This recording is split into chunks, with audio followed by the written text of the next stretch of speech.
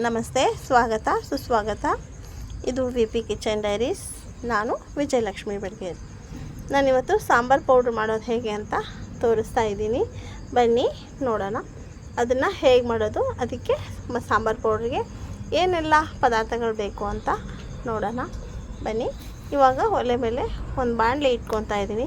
ಬಾಣಲೆ ಇಟ್ಕೊಂಡು ನಾನಿಲ್ಲಿ 1 kg ಧನಿಯಾ ತೊಗೊಂಡಿದ್ದೀನಿ, ಆಯಿತಾ. 1 kg ಧನಿಯಾ ತೊಗೊಂಡ್ರೆ 1 kg ಒಟ್ಟಿಗೆ ಹುರಿತಾ ಇಲ್ಲ, 2 ಬ್ಯಾಚ್ ಮಾಡಿಕೊಂಡು ಹುರಿತಾ ಇದ್ದೀನಿ. ಯಾಕೆಂದರೆ ಚೆನ್ನಾಗಿ ಸ್ವಲ್ಪ ಸ್ವಲ್ಪ ಹಾಕ್ಕೊಂಡ್ರೆ 2 ಬ್ಯಾಚಲ್ಲಿ ರೋಸ್ಟಾಗಿ ಹುರಿಬೇಕು. ಅದಕ್ಕೋಸ್ಕರ ನಾನು ಇಲ್ಲಿ 2 ಬ್ಯಾಚ್ ಮಾಡಿಕೊಂಡು ಹುರಿತಾ ಇದ್ದೀನಿ. ಅದರಲ್ಲಿ 1 ಬ್ಯಾಚ್ ಇವಾಗ ಹಾಕ್ಕೊಂಡು ನೀಟಾಗಿ ರೋಸ್ಟಾಗಿ ಹುರಿಬೇಕು. ಆದಷ್ಟು ಚೆನ್ನಾಗೇ ಹುರಿಬೇಕು. ಸ್ವಲ್ಪ ಹುರಿದಿಲ್ಲ, ಹಸಿ ಬಿಸಿ ಅನಿಸಿದ್ರು ಕೂಡ ಸಾಂಬಾರು ಪೌಡ್ರು ಚೆನ್ನಾಗಿ ಬರಲ್ಲ. ಹಾಗಾಗಿ ನೀಟಾಗಿ ಪರ್ಫೆಕ್ಟಾಗಿ ಹುರ್ಕೋಬೇಕು. ಸ್ವಲ್ಪ ಜಾಸ್ತಿ ಹುರಿದ್ರೂ ಪರವಾಗಿಲ್ಲ, ಹಸಿ ಆಗಬಾರ್ದು. ಅದಕ್ಕೋಸ್ಕರ ನಾನು 2 ಬ್ಯಾಚ್ ಮಾಡಿಕೊಂಡು ನೀಟಾಗಿ ಹುರ್ಕೊತಾ ಇದ್ದೀನಿ. ಆಯ್ತು, ಇವಾಗ 1 ಬ್ಯಾಚ್ ಮುಗೀತು. ಅದನ್ನ ಶಿಫ್ಟ್ ಮಾಡಿ ಮತ್ತೆ ಇನ್ನೊಂದು ಬ್ಯಾಚ್ ತೊಗೊಂಡು ಹುರಿತಾ ಇದ್ದೀನಿ. ನೀವು ಕೂಡ ಹುರಿಬೇಕಾದ್ರೆ ಆದಷ್ಟು ಜಾಸ್ತಿ ಒಟ್ಟಿಗೆ ಹಾಕ್ಕೊಂಡು ಹುರಿಯೋದು ಬೇಡ.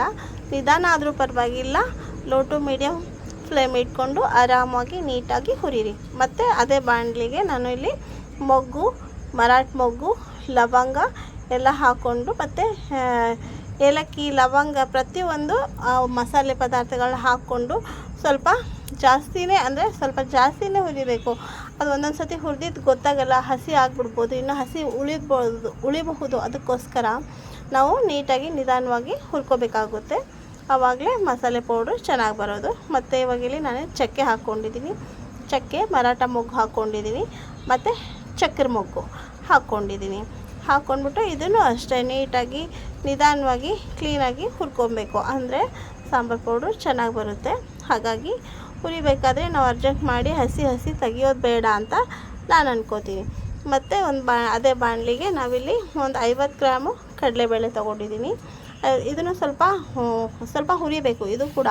ಆಮೇಲೆ ನಾವು ಉದ್ದಿನಬೇಳೆ ಹಾಕೋಬೇಕಾಗುತ್ತೆ. ಎರಡೂ ಒಟ್ಟಿಗೆ ಹಾಕ್ಕೊಂಡ್ರೆ ಇಲ್ಲಿ ಏನಾಗುತ್ತೆ ಅಂದರೆ ಕಡಲೆಬೇಳೆ ದಪ್ಪ ಇರುತ್ತೆ, ಉದ್ದಿನಬೇಳೆ ಸಣ್ಣದಿರುತ್ತೆ.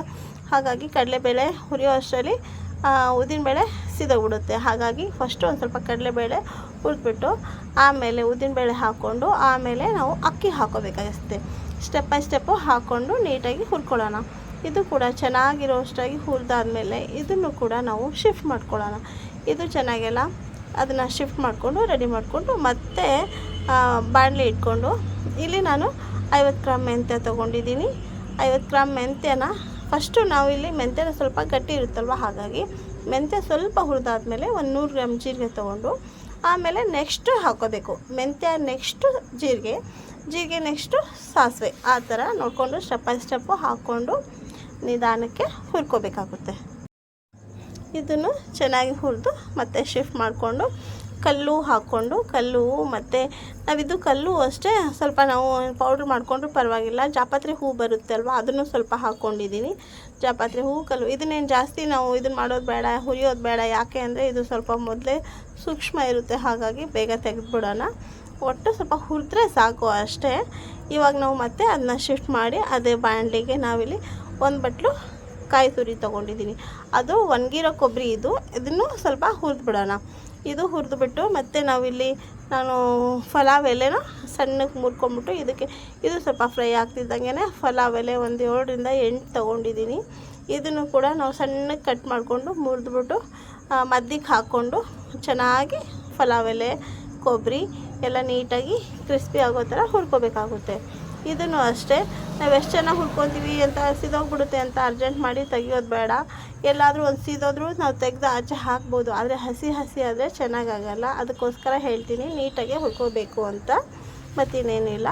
ಇವಾಗ ಮತ್ತೆ ನಾವು ಮೆಣಸಿನ್ಕಾಯಿ ತೊಗೋಬೇಕಾಗುತ್ತೆ. ನಿಮ್ಮ ಹತ್ರ ಯಾವ ಮೆಣಸಿನ್ಕಾಯಿ ಅದು ತೊಗೊಳ್ಳಿ. ಗುಂಟೂರು ಮೆಣಸಿನ್ಕಾಯಿ ತೊಗೊಳ್ತೀವಿ ಅಂದರೆ ಅದಾದರೂ ತೊಗೊಳ್ಳಿ, ಬ್ಯಾಡಗೆ ಮೆಣಸಿನ್ಕಾಯಿ ಆದರೂ ತೊಗೊಳ್ಳಿ. ನಿಮ್ಮ ಹತ್ರ ಯಾವ ಮೆಣಸಿನ್ಕಾಯಿ ಇದೆಯೋ ಅದನ್ನು ನಾವು ಫ್ರೈ ಮಾಡಿ ಹಾಕೋಬೋದು ಹುರಿದ್ಬಿಟ್ಟು. ಮೆಣಸಿನ್ಕಾಯಿ ಬೇಡ ಅಂದರೆ ಸ್ಕಿಪ್ ಕೂಡ ಮಾಡ್ಬೋದು. ಅದೇ ರೀತಿ ನಾವು ಕಾಯಿ ತುರಿ ಕೊಬ್ಬರಿ ಹಾಕ್ಕೊಳ್ಳಲ್ಲ, ಅದು ಬೇಡ ಅಂದರೆ ಅದನ್ನು ಕೂಡ ಸ್ಕಿಪ್ ಮಾಡ್ಬೋದು. ಕರ್ಬೇವಿನ ಸೊಪ್ಪು ಹಾಕ್ಕೊಳ್ಳಿ, ಚೆನ್ನಾಗಿ ರೋಸ್ಟ್ ಆಗಬೇಕು. ಆ ಥರ ಕರ್ಬೇವಿನ ಸೊಪ್ಪು ಹುರ್ಕೊಳ್ಳಿ. ಯಾರೆಲ್ಲ ವಿ ಪಿ ಕಿಚನ್ ಡೈರೀಸ್ ನೋಡ್ತಾ ಇದ್ದೀರಾ ಅವರು ಮರೀದೇ ಸಬ್ಸ್ಕ್ರೈಬ್ ಮಾಡ್ಕೊಳ್ಳಿ ಅಂತ ಹೇಳೋಕ್ಕೆ ಇಷ್ಟಪಡ್ತೀನಿ. ಸಬ್ಸ್ಕ್ರೈಬ್ ಮಾಡ್ಕೊಳ್ಳಿ. ಮತ್ತು ನಾವು ಮಾಡಿರೋ ಐಟಮ್ಸ್ ಎಲ್ಲ ಹೇಗೆ ಬಂತು ಅಂತ ಕಮೆಂಟ್, ಶೇರ್, ಲೈಕ್ ಮಾಡೋದನ್ನು ಮರಿಬೇಡಿ ಅಂತ ಹೇಳ್ತಾ ಕರ್ಬೇವಿನ ಸೊಪ್ಪು ಕೂಡ ಇವಾಗ ರೋಸ್ಟ್ ಆಯಿತು. ಎಲ್ಲನೂ ಒಂದು ಕಡೆ ಶಿಫ್ಟ್ ಮಾಡಿಕೊಂಡು ಯಾವ್ದ್ಯಾವ್ದು ಫಸ್ಟ್ ಹಾಕಬೇಕು ಅದನ್ನು ನೋಡಿಕೊಂಡು ದಪ್ಪ ದಪ್ಪಕ್ಕಿರೋದು ಮೊದಲೇ ಹಾಕ್ಕೊಂಬಿಡೋಣ. ಧನಿಯಾ ಅದೆಲ್ಲ ಆಮೇಲೆ ಹಾಕ್ಕೊಳ್ಳೋಣ. ಹೇಗಾದರೂ ಸರಿ ಒಟ್ಟಿನಲ್ಲಿ ಎಲ್ಲ ನೀಟಾಗಿ ಪೌಡ್ರ್ ಮಾಡ್ಕೊಳ್ಳೋಣ ಅಂತ ಹೇಳ್ತಾ ನಮಸ್ತೆ. ಮತ್ತೆ ಒಂದು ವೀಡಿಯೋ ಜೊತೆಗೆ ಬರ್ತೀನಿ. Thank you.